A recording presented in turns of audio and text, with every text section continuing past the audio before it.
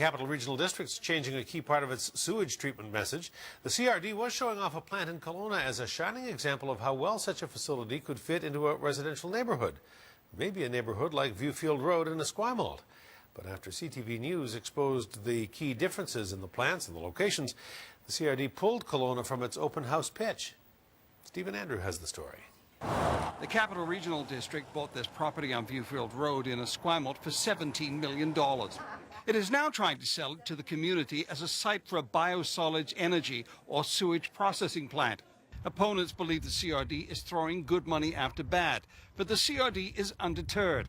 At its first open house, the CRD used this poster of a treatment centre in Kelowna. It was to show that when it went in, residential and schools developed around it.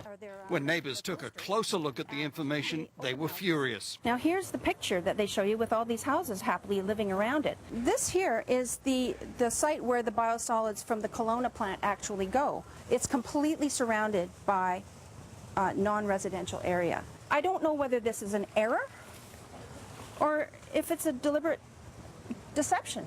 The CRD isn't going that far, but the map and all mention of the Kelowna project is now gone from the CRD's website and open houses. There were informations brought by the public that had the staff rethink the value of that board because it did not replicate what it was intended to replicate. Opponents see the admission as a victory. That was misleading because those sites are not in residential neighborhoods.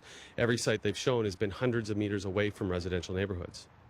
Do you think they know what they're doing? I believe that they have made a serious error in considering Viewfield Road for a bioenergy solids plant.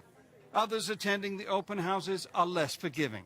So I'm skeptical about the value of these open houses. The Viewfield site purchase seemed like a done deal. It just doesn't make sense. We can say what we want, but I'm not really sure how much they're going to listen. Politicians say they are keeping an open mind until the open houses wrap next Thursday. Tonight's meeting runs until 8 at the Willis Point Community Hall. A decision on where the plant will end up is expected sometime in September. Stephen Andrew, CTV News, Victoria.